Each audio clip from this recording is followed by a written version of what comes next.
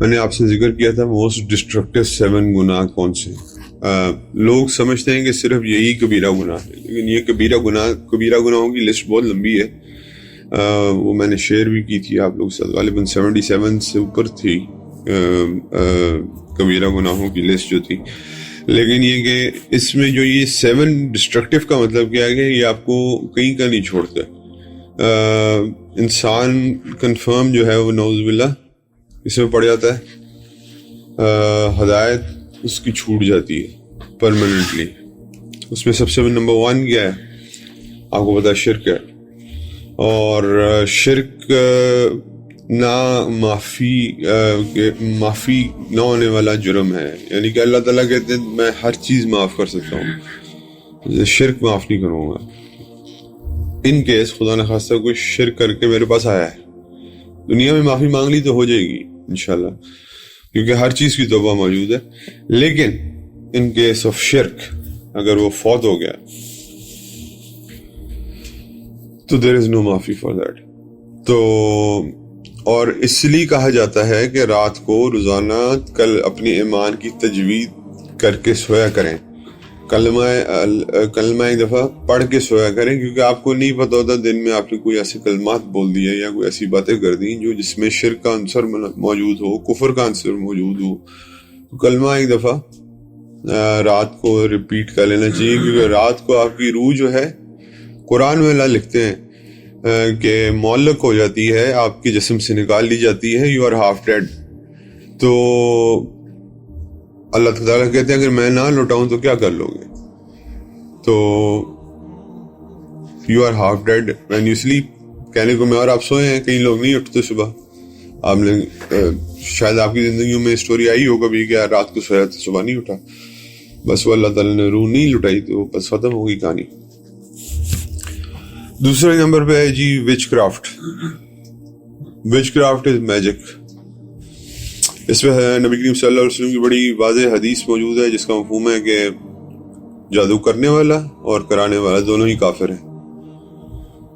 کرنے والا اور کرانے والا دونوں ہی کافر ہیں. تو وچ کرافٹ جو ہے یا میجک کہہ لو آپ اس کو، انفارچونیٹلی آپ یہ کیوں کرتے ہو؟ یہ شروع کہاں سے ہوتا ہے اس کی ذرا تھوڑی سی ٹائم لائن دیکھیں. یہ سٹارٹ ہوتا ہے آپ کے بیسکلی حسد سے. پہلا سٹیپ اس کا حسد ہے، دوسرا سٹیپ اس کا بغض ہے، تیسرا سٹیپ اس کا جو ہے وہ بغض سے آگے چلا جاتا ہے اور اس میں پھر آپ بدلے کی آگ میں جلنا شروع ہو جاتے ہیں. اور پھر اس چیز سے آگے جو ہے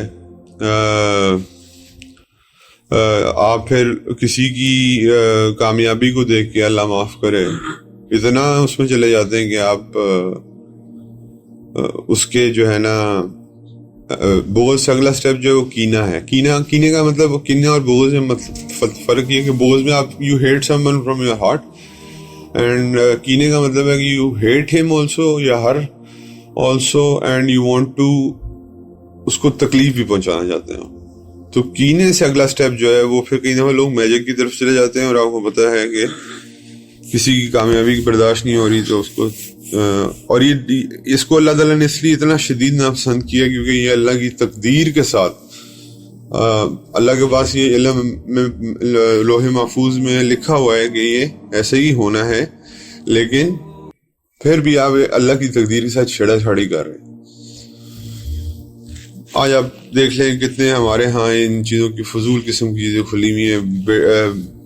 اللہ معاف کرے، فضول قسم کی وہ جو سو کالڈ وہ آتے ہیں کہ محبوب آپ کے قدموں میں تو فلانا، ٹمکانا تو پتہ نہیں کیا، ہسبینڈ آپ کے قابو میں، تو اسٹوپڈ قسم کے سلوگن ہوتے ہیں. اور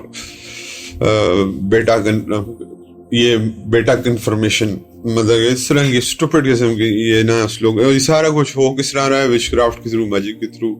لوگوں کا یقین بڑھتا جا رہا ہے انفارچونیٹلی. ابھی ایک کیس پکڑا گیا یار پاکستان میں، ایک بندہ جو اپنے آپ کو سو کالڈ پیر کہتا تھا،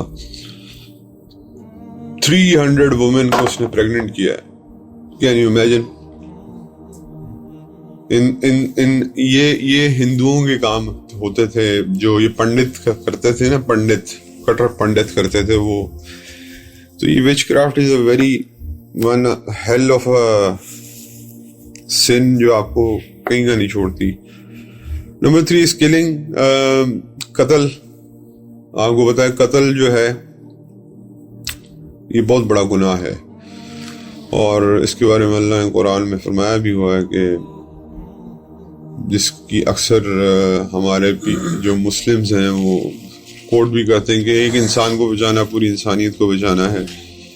Saving one human is saving all the human race, and killing one human is killing all the human race. یہ تو قرآن کی آیت ہے. تو killing without a reason is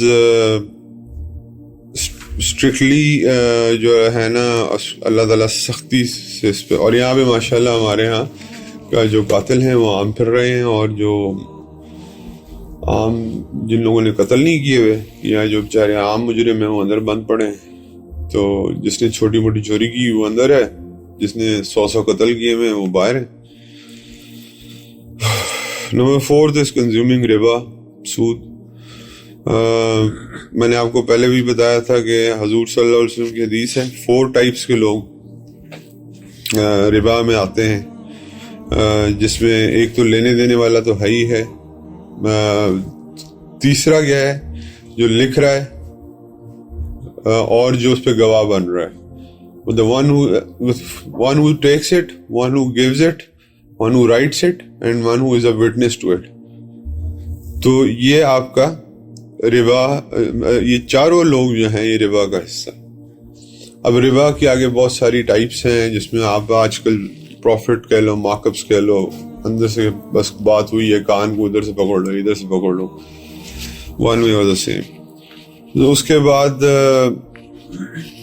اور اس میں نے عرض بھی کیا تھا کہ اس کے کچھ درجات ہیں, اور جو لیسٹ درجہ اس کا ہے وہ کیا تھا, نعوذ باللہ اپنی والدہ سے فورنیکیشن یا اڈلٹری کرنے کے برابر تھی.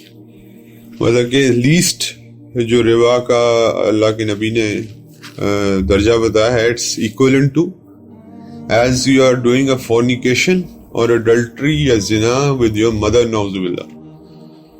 تو یہ اتنا سخت ہے کنزیومنگ سود یا کنزیومنگ ربا جو بھی آپ اور یاد رکھیے گا گورے کو, اور یہ جو آپ کا جو ون ورلڈ آرڈر ہے اس کو تکلیف اس چیز سے نہیں ہے کہ آپ نمازیں پڑھتے ہیں, اس کو تکلیف اس چیز سے نہیں ہے کہ آپ روزے رکھتے ہیں, اس کو تکلیف اس چیز سے نہیں ہے کہ آپ حج کرتے.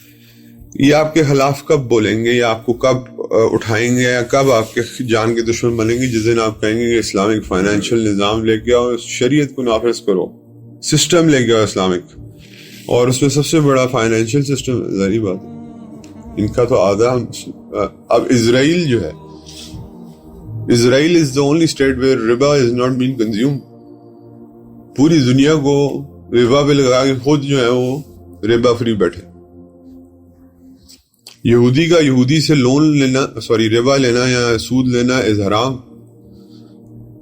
لیکن پوری اسلامی نیشنز کو لگایا ہوا ہے کس کے پیچھے, سود کے پیچھے. یہودی سے ربا نہیں لیتا. آج آپ کسی بھی جا کے کسی ان کے ربائے سے کنفرم کر لیں. اور ادھر مسلمان ہیں جو اللہ معاف کرے 100 کاؤنٹر لاجکس بنا کے گئے, یہ مطلب کہ اس کے ہسبینڈ کی ڈیتھ ہو گئی ہے تو اس لیے سیونگ سرٹیفکیٹس میں رکھوایا ہوا ہے یا واٹ ایور جو بھی سیونگ اکاؤنٹس میں رکھوایا ہوا ہے. مجھے زیادہ بینکنگ ٹرمز نہیں آتی اس لیے میں بس آپ کو اتنا ہی بتا رہا ہوں کہ 100 دلیلیں بنا لیتے ہیں. ایک چیز حرام ہے بس حرام ہے, بس بات ختم. اس پہ آپ کی اور پھر کسی ایسے گناہوں میں کہیں اللہ تعالیٰ نے یہ نہیں لکھا کہ قرآن میں کہ فار دس کنزیومنگ ربا then be ready for a war with me and my prophet صلی اللہ علیہ وسلم. اتنی سخت وعدیں تو میں نے آپ کو بتا دی ہیں, اس سے زیادہ سخت اور کیا وعدیں ہوں گی. آپ you are in state of war with اللہ سبحانہ و تعالیٰ اینڈ پروفٹ صلی اللہ علیہ وسلم. Do you think you can win? Number 1. Number 2, least degree is fornication with your mother. Na'udhu billah. of riba, the least degree. تو ایسے گناہ سے بندہ ڈیواسٹیشن کی طرف نہیں جائے گا تو کیا کرے گا آپ مجھے بتائیں. حرام کا پہلو علیحدہ آ جاتا ہے, پھر آگے آپ کی نسلیں کھاتی ہیں, نسلیں خراب ہوتی ہیں, پھر ہم شکایت کرتے ہیں کہ بچے ہمارے نافرمان ہیں. اللہ اکبر. پانچواں, ففتھ, کنزیومنگ آرفنز ویلتھ, یتیم کا پیسہ ہڑپ کر جانا. یہ بھی سبحان اللہ ہمارے معاشرے میں بہت عام ہے, اور اللہ نے اس پہ جتنی سختی, ارائیت الذی یکذب بالدین فذلک الذی یدعو الیتیم, یہ اللہ تعالیٰ نے اس کے اوپر مطلب کہ یہ صرف ایک آیت نہیں ہے, ایک صورت نہیں ہے, اللہ نے قرآن بھرا ہوا ہے اس کے اوپر کہ یتیم کے پیسے کے پاس بھی مت جاؤ, اس کے پاس بھی مت جاؤ. حضرت خضر کا واقعہ یاد کیجئے, انہوں نے دیوار گرائی تھی, ایک دیوار جو ہے وہ کنسٹرکٹ کر دی تھی, گری ہوئی دیوار ٹیڑھی تھی, یاد ہوگا حضرت موسیٰ کے ساتھ جو واقعہ ہوا تھا. کیوں کی تھی؟ کیونکہ اس کے نیچے کسی آرفن کا مال پڑا ہوا تھا. تو یہ تو اس کے تو قریب بھی نہیں بھڑکنا چاہیے. اگر آپ کو کوئی کہے بھی نا کہ یار یہ آرفن ہے, ان کی دولت کو آپ سنبھال کے رکھ لیں, تو آئی وڈ سے کہ تقویٰ یہ ہے کہ آپ اوائڈ کریں اس چیز کو, کیونکہ خدا نخواستہ یو نیور نو, شیطان آپ کو کبھی بھی اس طرف لے جائے. Number 6 is fleeing from the battle ground. جہاد فرض کفایہ ہے. نمبر 1, فرض کفایہ کا کیا مطلب ہے؟ جہاد ڈکلیئر ہوتا ہے تو ہم میں سے, اس فیکٹری میں سے 300 میں سے 2 یا 3 بندے بھی چلے جاتے ہیں تو باقی کا فرض پورا ہو جاتا ہے. لیکن جو چلا گیا ہے, اگر وہ بیٹل گراؤنڈ میں اپنی بیک دکھاتا ہے, بھاگتا ہے, اس کی توبہ قبول نہیں ہوتی. تو اگر آپ نے بیٹل میں جانے کا ڈیسائیڈ کر لیا, پہلی بات تو یہ کہ جنگ, نبی کریم صلی اللہ علیہ وسلم نے فرمایا ہے, اس کا مفہوم ہے کہ جنگ کی خواہش نہیں کرنی چاہیے. لیکن اگر ہو جائے آپ کے اوپر, اس لیے اسلام ہمیشہ ڈیفینسو فریم آف مائنڈ میں رہا ہے, ہمیشہ ڈیفینس کریں گے اپنا. آپ دیکھ لیں زیادہ تر جو غزوہ ہیں وہ کیا تھی؟ ڈیفینس کے لیے تھی. اور ہمیں بھی یہ حکم ہے کہ ایگریشن نہیں کرنا آپ نے, ڈونٹ بی این ایگریسر. ہاں, لیکن اب جیسے اب یہ ہمارے فلسطینی بہن بھائیوں کے ساتھ ہو رہا ہے, اس کیس میں ہمارے اوپر جہاد فرض ہے, کیونکہ وہاں ایگریشن آلریڈی ہو رہا ہے دشمن کی طرف سے, ان کے ڈیفینس میں کوئی بھی نہیں جا رہا انفارچونیٹلی. تو وہاں ایک دفعہ اگر آپ جنگ میں چلے گئے اور پھر آپ وہاں سے بھاگ جاتے ہیں خدا نخواستہ, یا بیک دکھا دیتے ہیں اپنی, تو unfortunately this is one of the most devastating sin, اور اس کی توبہ کا بڑا سخت مسئلہ ہے. ایک ہوتی ہے ٹیکٹیکل ریٹریٹ, جس میں آپ طریقے سے ٹیکٹیکلی ریٹریٹ کرتے ہیں ایسا ایسا, لیکن میدان چھوڑ کے نہیں بھاگ رہے ہوتے, وہ ایک علیحدہ چیز ہے. لیکن ایک ہوتا ہے فلیئنگ دا بیٹل گراؤنڈ, بھاگ چھوڑ کے بھاگ. اور number last 7th, slandering chaste innocent women.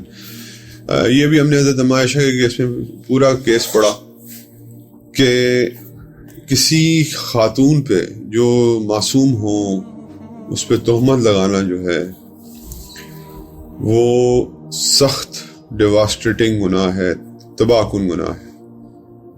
تو تہمت لگانا کسی نیک پاک دامن عورت پہ, اٹس جسٹ لائک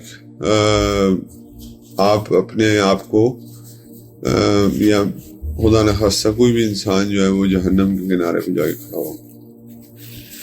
اس کے لیے اللہ نے بڑی سخت سزا مقرر کی ہے. اگر آپ 4 گواہ پروڈیوس نہیں کر سکتے تو وہ حد آپ پہ جاری ہوگی. اس لیے خواتین کی عزت کا خیال. پھر لوگ کہتے ہیں کہ اسلام نے عورت کو عزت نہیں دی. جی یہی کہتے ہیں نا,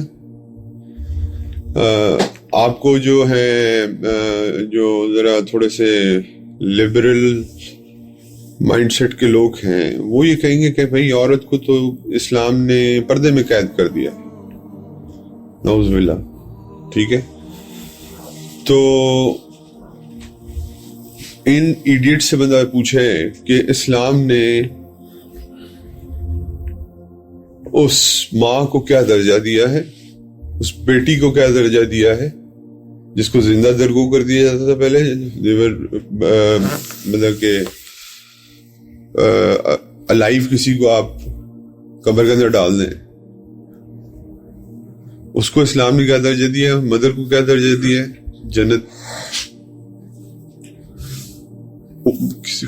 جنت ماں کے نیچے کر دی. اس کے بعد بیٹی کو کیا، بیوی کو کیا درجہ دیا ہے. The best amongst you is the best, is the best towards his wife. یہ اللہ کے نبی نے فرمایا ہے. اور اس کے بعد یہ کسی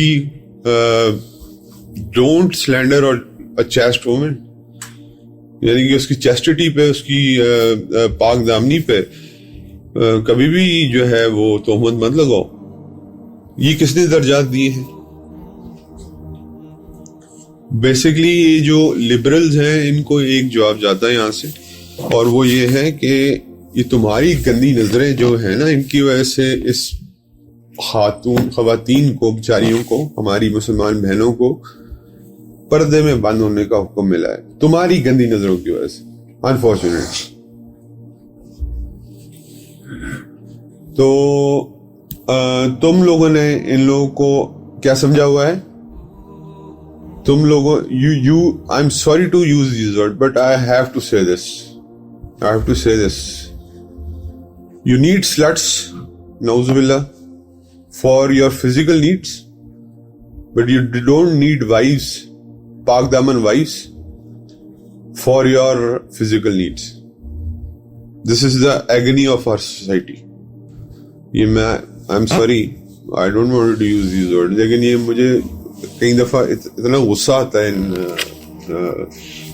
لبرلسٹ پہ، اور یہ جو اسپیشلی جو اس طرح کی باتیں کرتے ہیں وومن رائٹس کی. وومن رائٹس جو اسلام دیتا ہے وہ کوئی نہیں دیتا. حضور صلی اللہ علیہ وسلم کا آخری خطبہ اٹھا کے پڑھ لیں، اس میں جتنا حضور نے کیا کہا، یہی کیا تھا کہ اب عورتوں کے معاملے میں اللہ سے ڈرو، کیونکہ ان کو تم نے اللہ تعالیٰ سے امانت کے طور پہ اپنے پاس رکھی.